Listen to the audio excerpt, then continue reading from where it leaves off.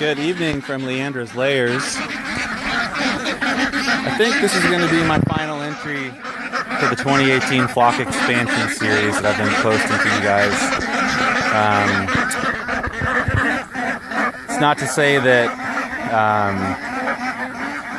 I'm merging the two flocks completely. You know, the adults that are currently laying are still over there in the big blue coop. The juveniles are still here in the small coop. They still have a different diet. I'll probably keep the ducklings, which are mostly here on the left, on a grower feed for about another 2 months. They're 3.5 months old right now. But I mean, for all intents and purposes, they're fully grown. You're not going to see any real changes in terms of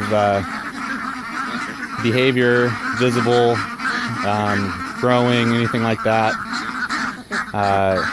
And sadly, actually, one of them died a couple days ago. It was about a week ago.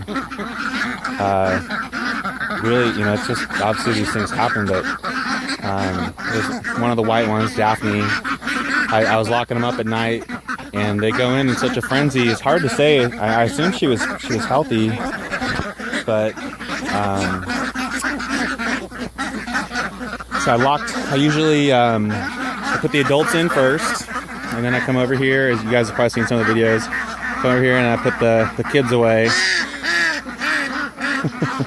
And then I went over there and I was checking on the water. I installed a new water system, and I was trying to make sure the adults were using it, and I heard some commotion going on back over here.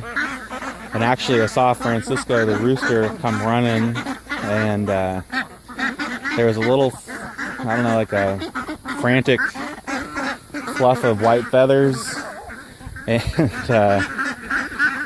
most of the ducklings kind of scurried off to one side of the coop, and by the time I got over here, there was a dead Daphne just laying next to one of the feeders. I'm assuming she choked. She probably ate a rock or something that was too big for her. And I didn't do an autopsy, necropsy, I guess is what I'm supposed to say for animals. But yeah, she was gone like quick, and I don't know why, but I mean, all the other ducklings seem really healthy. So at the end of it, you know, I've got 18 of the white layers and 7 of the fawn and white runners, and 3 of those I believe to be drakes and 4 females. And I have 2 of the black runners.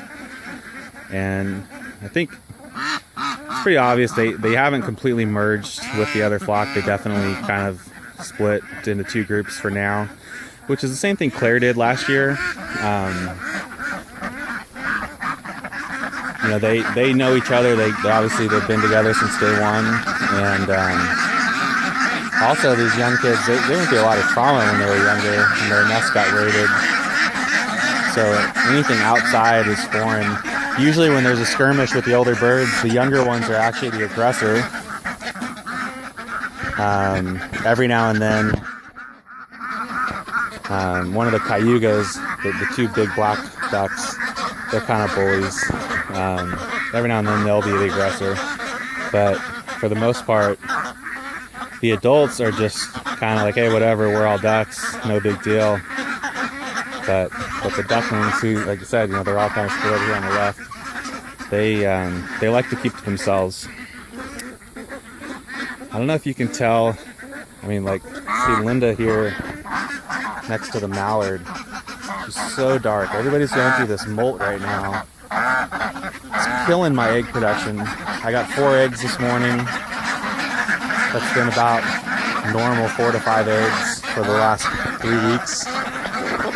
See, a lot of these girls look really ragged. It's been really hot.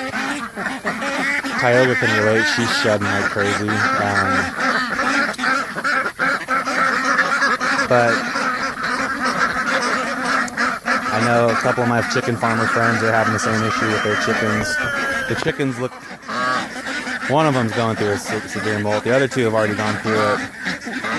Francisco's tail feathers aren't so pretty, but it's just that time of year, I guess. Hopefully it's over quick and we get back up to that, 2 to 3 dozen eggs every day like we were earlier in the spring. But this is a long video. I apologize. Now it's time for me to go and